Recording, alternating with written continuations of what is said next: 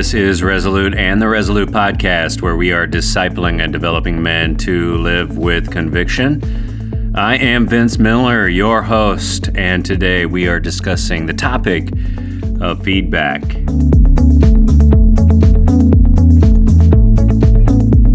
Men, welcome back to the program. If this is your very first time tuning in, well, thank you for joining us. The Resolute Podcast is produced multiple times every week.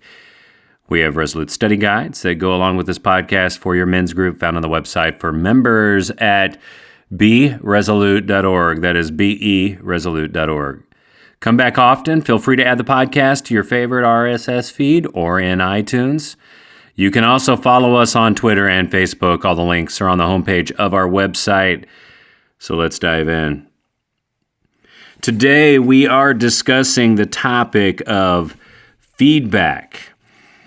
Feedback is also one of the important essential skills for the leader. Think of it like a muscle that we need to develop and work out in our life, for which most of us, it is very underdeveloped. While we never like asking others for feedback or an assessment on our life, work, or behaviors, I believe the person that seeks feedback is always the leader who accelerates the fastest. It's interesting how often we avoid feedback. Yet, I will personally testify that the one skill that has led to an increase in my own leadership development, more than anything else, more than any other single factor, is my personal willingness to seek out feedback. Yep, not waiting for it, but rather seeking it out. However, we all know that we rarely invite feedback into our lives, and there are a lot of reasons or excuses for this. Usually, all of them relate to fear. Maybe fear of our flaws, fear of transparency, fear of change, fear of admitting fault, or fear of the person actually giving the feedback. Regardless of the fear that we may have, pushing through this will result in exponential change. So guys, if you're listening today and you're looking for change, then you really need to listen in, because our goal in today's lesson is to understand how to both receive and give feedback, and how leadership blind spots correlate to this feedback, with the outcome of developing the skill of actively listening to accelerate leadership and change in our own life. So are you ready to be a little uncomfortable today? You know, I think the simplest assessment for gaining feedback are 3 questions that I know that I've asked you guys to engage with before. The 3 questions are as follows. What do I need to start doing? What do I need to stop doing? And what do I need to continue doing? Very simple questions. Start, stop, continue. You can ask those of anyone in your life. Feel free to use these to invite others to give you feedback, whether it be leadership at work or even your leadership in the home, guys. We can ask our spouses and our kids to give us feedback in these areas. You will be startled by what they will say. And I hope maybe this lesson will help you to understand how to do that. You know, these questions are super revealing, right? And if we invite people with our guard down, we will learn some very revealing things about them and us. Just try it with your kids today. Go and ask them, what do I need to start, stop, and continue? You'll be remarkably surprised at what they notice. Today I want to look at a couple of texts with you. The first is from Jeremiah chapter 38. But before I read it for you, let me give you a little context on this particular text. In this text, there were 4 officials in Israel who wanted to put the prophet Jeremiah to death. So Jeremiah's life is at stake here. Their reason was that Jeremiah was predicting an imminent conquest by the Babylonian Empire. And he was recommending surrender, otherwise they would be facing a total annihilation.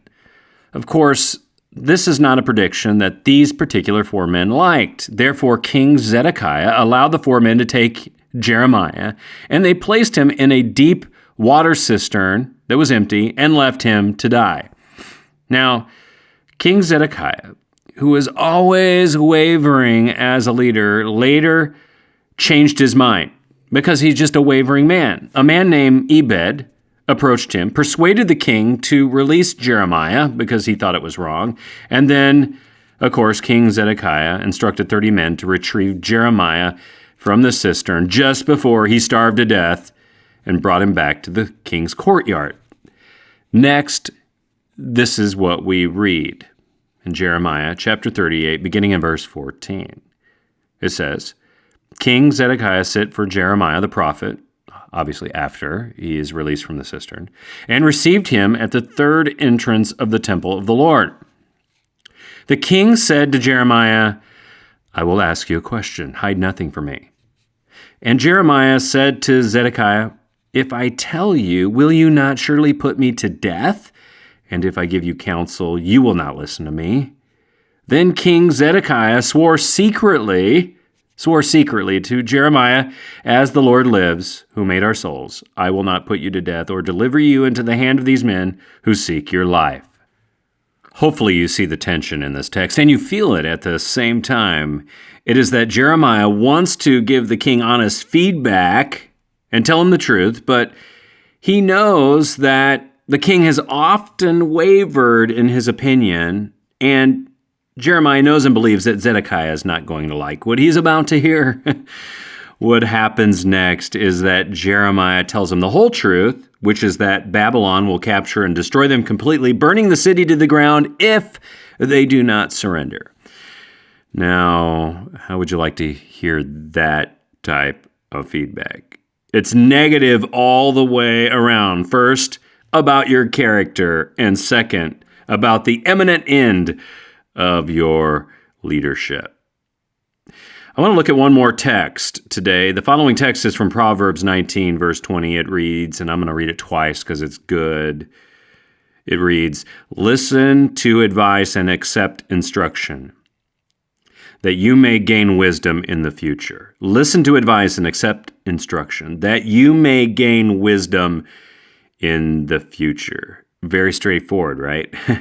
Listening to instruction and accepting the instruction will lead you toward gaining wisdom. And who does not want that? Well, the person who doesn't like feedback. You know why? Because that's what that is. That is feedback. Listening to advice and accepting instruction is what feedback is all about. And what does it lead to? Well, it leads to wisdom. So, guys, why do we need feedback? Big question, right? Well, the biggest reason that we need feedback is that we all have blind spots. We have things that we cannot see. And just like King Zedekiah had certain things that he could not see that only the prophet Jeremiah could see as he was communicating to God, we have blind spots as well. We have things that we simply just cannot see. So let me give you an example. I guarantee that almost everyone who is listening today has been driving down the road when suddenly something has made us aware that we're about to strike a car. Simply, this car was out of the scope of our vision. This is called a blind spot. We learn about these things in driver's ed. Regardless of how old you are or when you begin learning to drive, the first lesson they teach you in driver's ed is that you have blind spots in your scope of vision. We all should understand first that without a rear view mirror, we are only capable of viewing about 50% of our surrounding environment at any time. This is because our eyes are in the front of our head. This is called forward vision. Yet, if you add in a rear view mirror, we usually gain about 20 to 25% of our vision. Add in a side view mirror and you get another 5 to 10%. But even with all these add-ins, we still miss about 10 to 15% of our scope of vision. You know what this is called? This is called the blind spot. It's the gray area that we can't see. And because of this, we are trained in driver's ed to turn our head quickly to see objects outside of the scope of our vision inside of the blind spot, right? But these exist everywhere in our life. We each have a blind spot, and each one of our eyes. It's the place where that optic nerve attaches to the eye. While they're small, they exist, right? And guess what? We not only have these when we're driving down the road, we not only have them in our eyes, but we have these in our leadership and in our character. And what is interesting is that everyone else can see them without much effort, but we cannot because of our limited view. These blind spots can either be exposed, therefore we see them, or they can remain intact, we ignore them. And the predominant way they remain intact in our life is through fear. Fear. The fears that I listed before. We each have fears, and they prevent us from addressing or quote-unquote seeing these blind spots in our character. And the way that we see them more clearly is through feedback. The key is hearing and accepting instruction. It's getting better at receiving feedback and listening more and talking less is what that means. Listening more and talking less. It means learning to develop the muscle of keeping your mouth shut, biting your tongue when someone is actually giving you feedback. And when you must speak, learning to develop the muscle of listening by asking good open-ended questions rather than responding or defending yourself. You know, I have discovered that people that want to give me feedback often just simply want to be heard, and that they want to share with me wisdom that they have that I can gain from, so it will increase my perspective. Now, this is a muscle that has to be developed. We have to learn to do it, right? We don't learn to receive feedback overnight, right? We can't, but we can get better. And I have encountered numerous moments in my life as a leader where people have given me feedback. And guys, if you want to lead, you better get good at it, because I promise everyone has an opinion, an idea, and feedback for you. So you know what leadership means? It means get ready for some feedback. Now, here is the issue with receiving feedback. Often, when we receive it, we tend to ramp up emotionally. And in these moments, it becomes easy to self-preserve. I want you to imagine that that's actually happening. I want you to imagine someone you don't like is giving you feedback, all right? Just imagine it for a second. They're giving you feedback, and what happens inside of you? As soon as they start talking, you begin to ramp up emotionally, right? In these moments, you begin to self-preserve.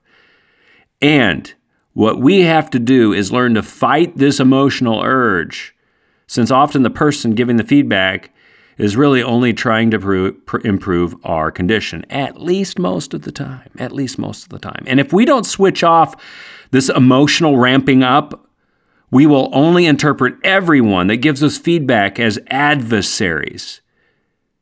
Giving feedback is difficult for that other person most of the time, and your role is really to make it easier for them.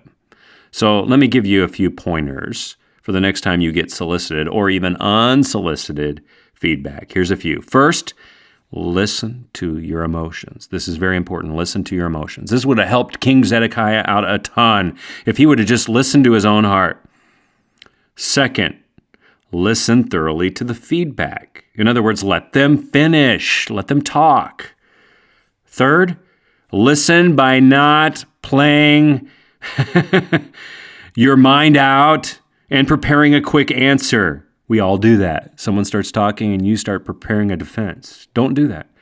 Fourth, invite them to restate if you are confused or don't understand.